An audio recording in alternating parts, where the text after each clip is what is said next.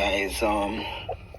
This is something that I never really want to talk about the Donnelly case, or by principle, never want to discuss any case that is currently before the court. And I know the formal court is going on, but there's also the public's court. The public court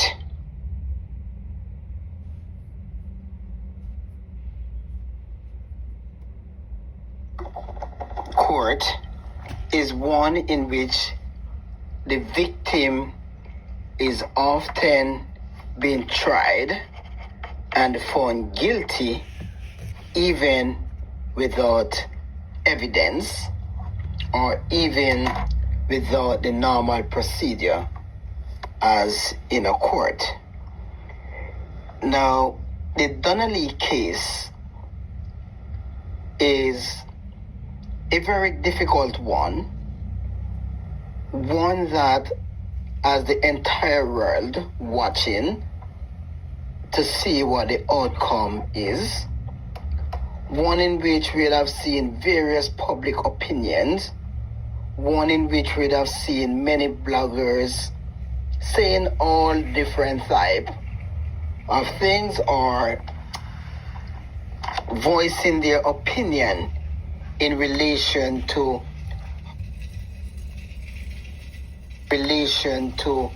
how they feel about this case. It is a case that have everyone feeling really hurt.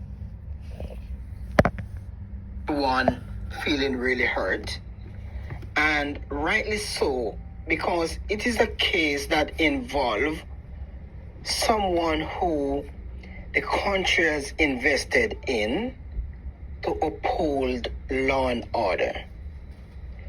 It is a police officer that is involved, that is being paid from the public purse, and therefore the expectation is that police officers should be enforcing the law as well as abiding by the law.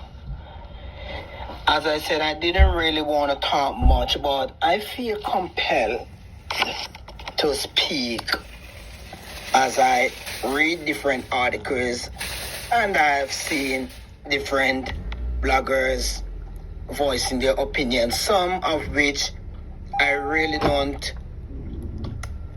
think they are really. I think it's more emotion rather than looking at what the case is in itself. We all want justice for Donnelly, and we all want justice for poor people. Now, the case is one that will be determined based on circumstantial evidence, on forensic-based evidence, given that there's no body, the body is not being found, and we have not heard anything in that regard from Mr. Maitland. But while the public is creating such a pressure, we have seen people gathering at the courthouse, it is also important that we should be asking ourselves, it is a case that will be tried, assuming that it will be tried in the presence of jury. It will be the jury's responsibility to listen to the case while the evidence being presented, and at the end they will conclude in terms of the verdict, what the plea is, whether or not the person is guilty or not guilty. But with this public pressure, one must ask themselves, What impact will this pressure has on the jury's decision? What is the likelihood of the jury prejudice the case due to public opinion rather than the evidence presented?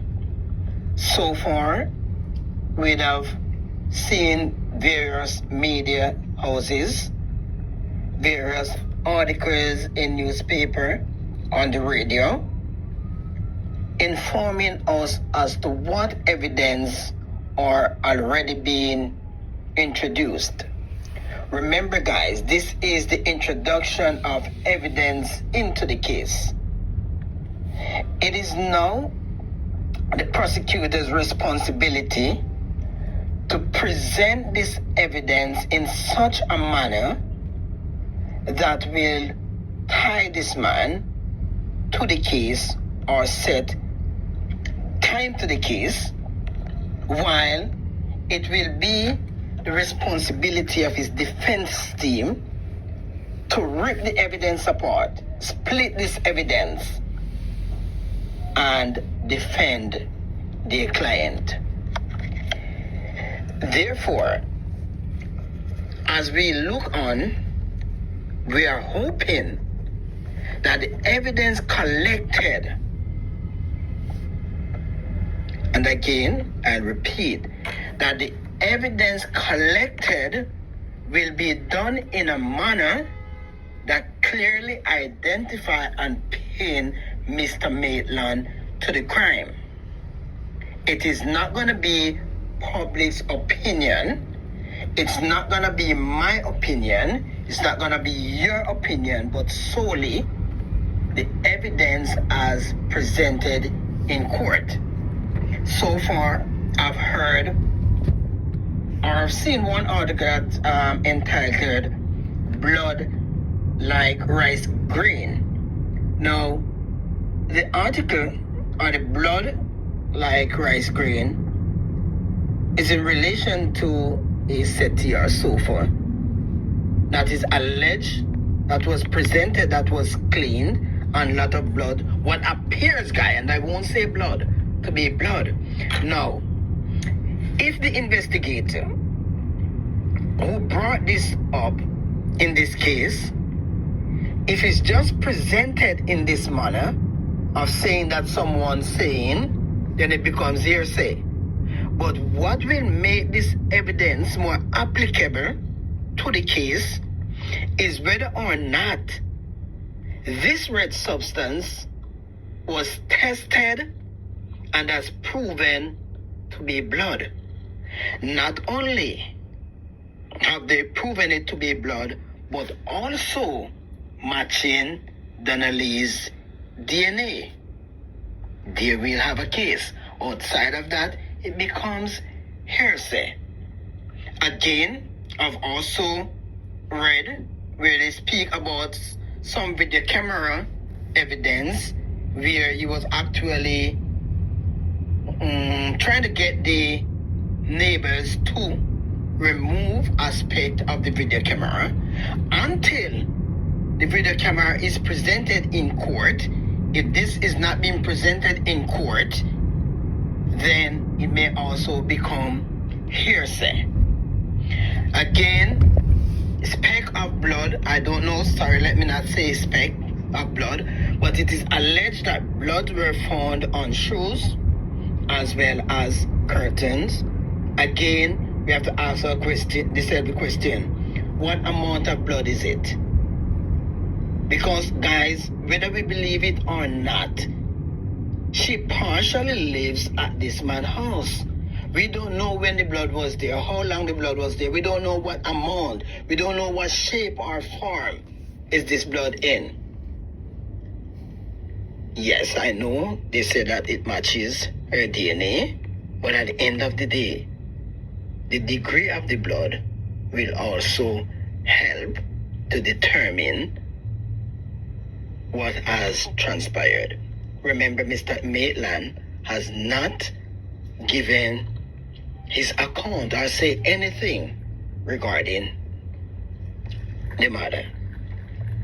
Guys, it is his lawyer's responsibility.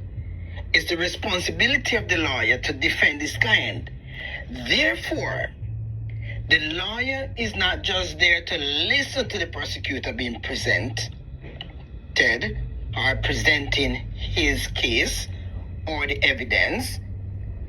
The lawyer is there to look for the loopholes, look for the mistakes that are being made by the investigating team on the prosecutor in defending his client. Earlier I asked, will the public pressure impact the jury's decision? I asked the question because the jury should be focused such as to look at the evidence presented, look at the argument, and arrive at a verdict, whether guilty or not guilty. Will the jury be sidetracked by the public pressure? Will the jury, the jury has already formulated in their opinion that this man is guilty, and will not bear in mind what the evidence are pointing to and find him guilty? If this happened, guys, I can assure you, and I can almost sure that this will pave the way for Mr. Maitland to take this case right to the Privy Council, and within a few years we see him back on the street. So while we are jumping and we are making noise and we want to see him go to jail because already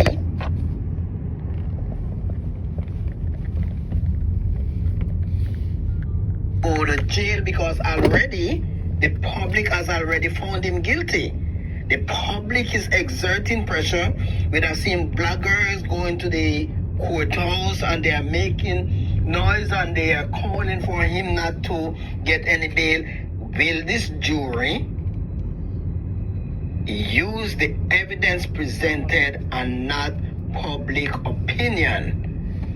Will the jury arrive at a verdict based on the evidence presented and not prejudice the case based on public opinion and the pressure being created by the public? Guys, it's a very interesting case. We should look on, as I said, look on and hope that for the best. Let us hope for the best outcome. We are all acting with emotions. Many of the arguments I see being presented are based on emotion. Another thing, some are saying, don't give him any bail. The truth is, the Constitution, every man is presumed innocent until found guilty. At the end of it all, the Constitution also guarantees a hearing and possible bail. However, the same Constitution also outlines grounds on which bail may be denied.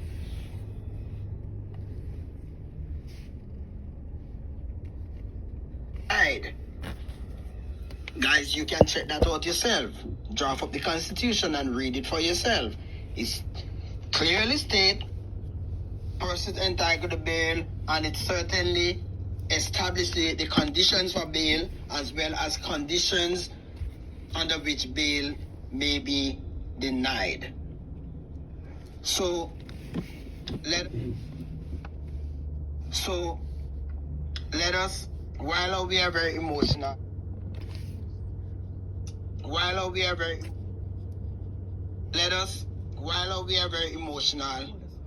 he can apply for a bail hearing.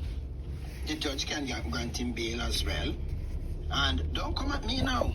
It is what the Constitution guarantees. We have seen many cases in which people walk free.